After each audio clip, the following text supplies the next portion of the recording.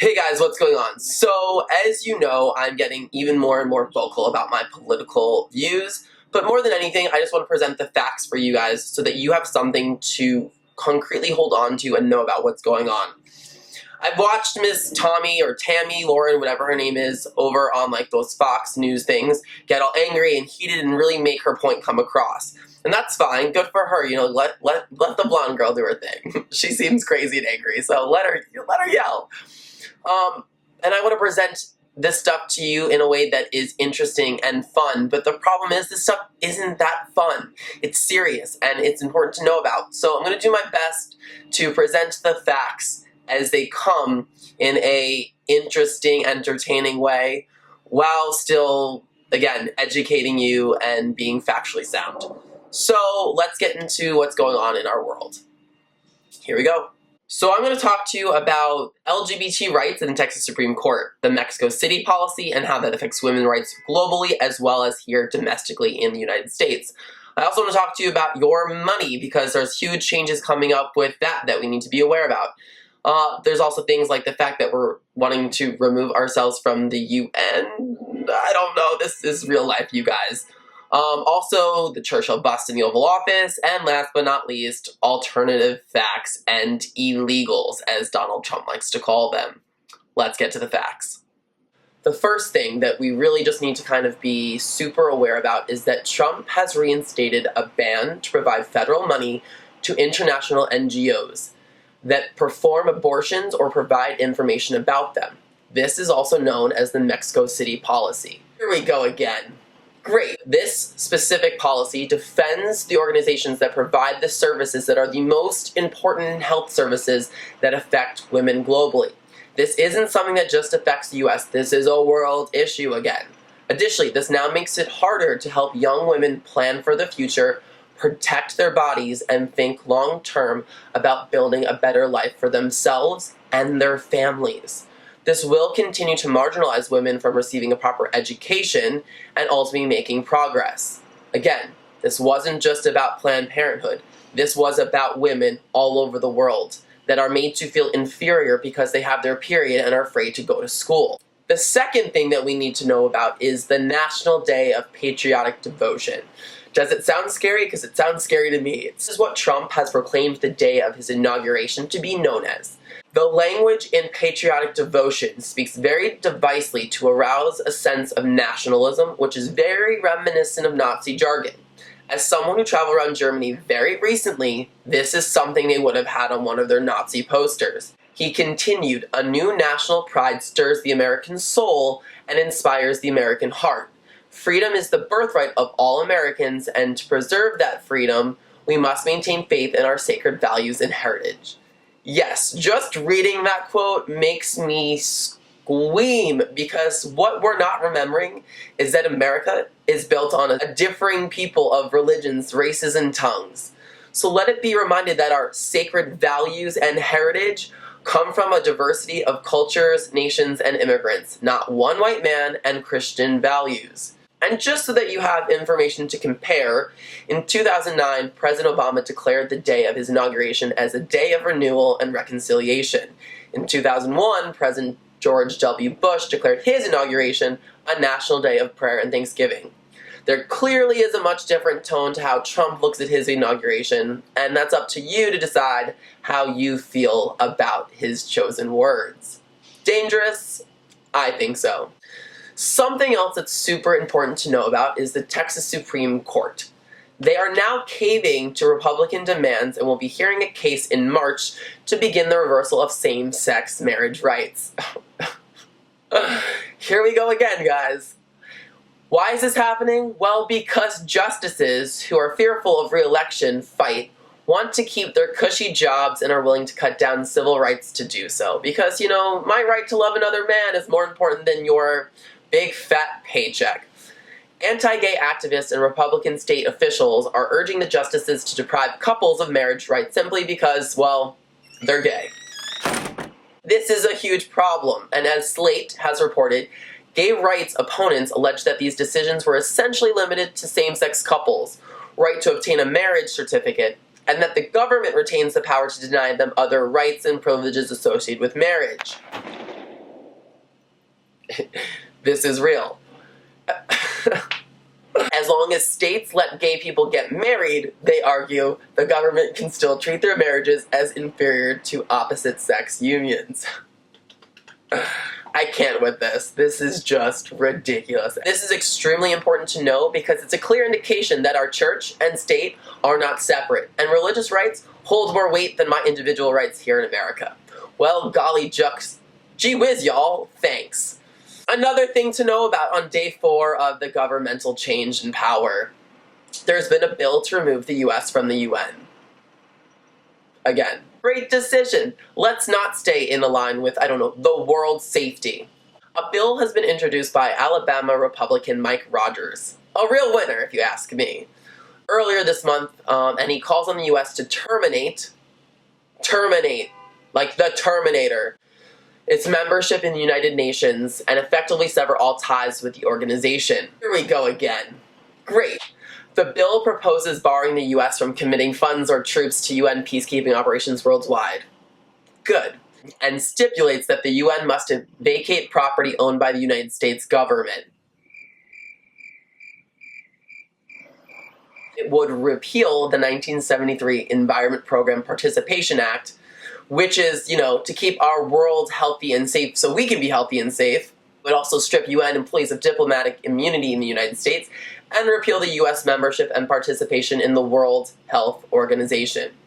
That thing that makes sure other countries are healthy and safe, again, so that disease doesn't spread here, and we can help each other out, and, be, again, healthy and safe.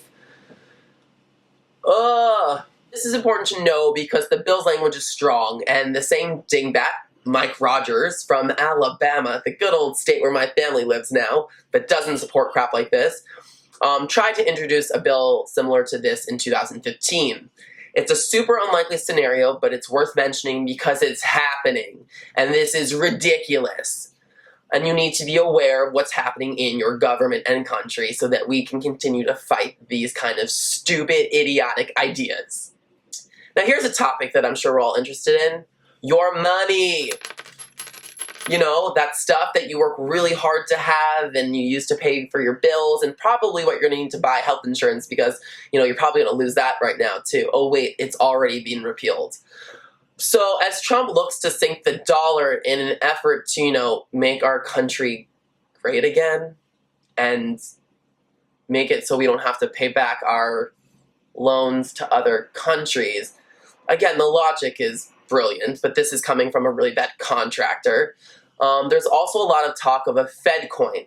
It's a lot like Bitcoin, which is a digital currency. This is super important to know because the US Federal Reserve will not only issue its own cryptocurrency, but will also make sure Americans use it. Doug Casey, who has an uncanny record of being correct about economic and political trends, stated this in his latest book, Surviving FedCoin: How to Protect Yourself and Profit from America's Coming Currency Change. Is a public bet that the US government will issue its own Bitcoin, which Casey has said he'd use as the last arrow in its money quiver. Again, your money needs to be protected so that you can live your life. SMH, I feel like I should just be a millennial right now and use stupid words because that's what we're dealing with, a president that tweets to get its point across. Another thing that's been going around the internet is this whole Churchill bust. It's about a statue of Winston Churchill that was in the Oval Office and then was removed and then brought back in and blah, blah, blah, blah. Not that big of a deal. It's literally a statue. There's 2 of them. A lot of miscommunication has gone on about this statue. And honestly, I think there's much more important things to focus on than interior design. No shade to interior design. We just have rights and health and the world at stake right now.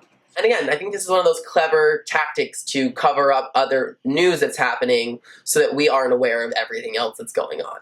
Why is this trending? Because we're ridiculous. Sean Spicer. Get to know this name and get to know this man well because he's going to be the the face of the White House because he's the White House Director of Communications. So when they have, some sort of announcement, he'll come out and be the talking head to deliver messages that are alternatively true, or not true at all about what's going on. He's come out today January 24th to say that his intentions are to never lie to the people.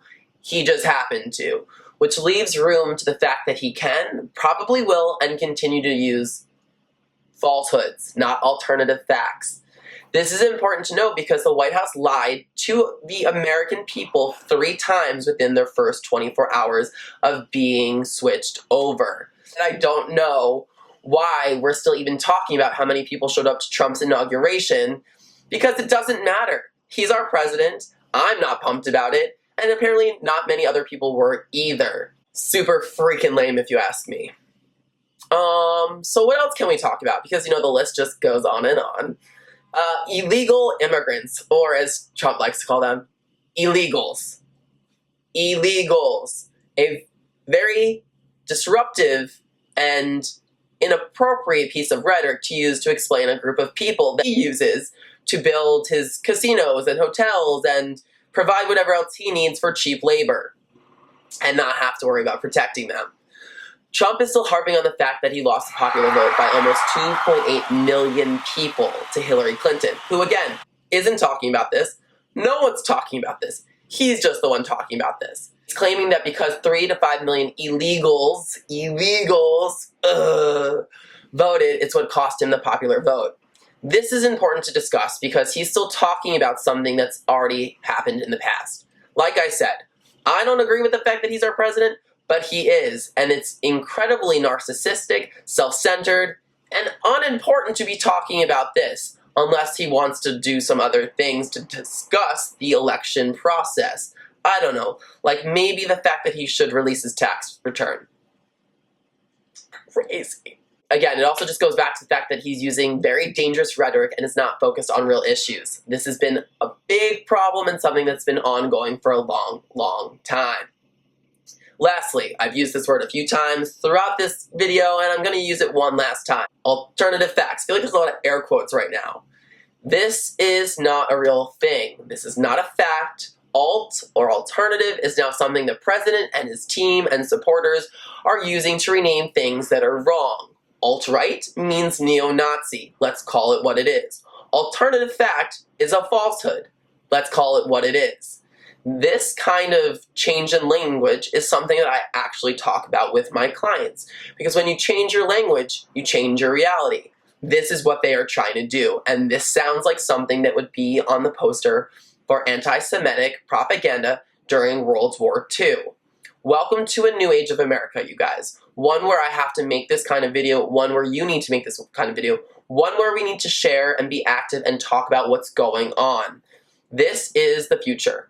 We now have to come to sources that we trust and we know are actually not just looking to play nice with the president. It's time that we really evaluate what's going on, and it's time that we challenge these people more and more.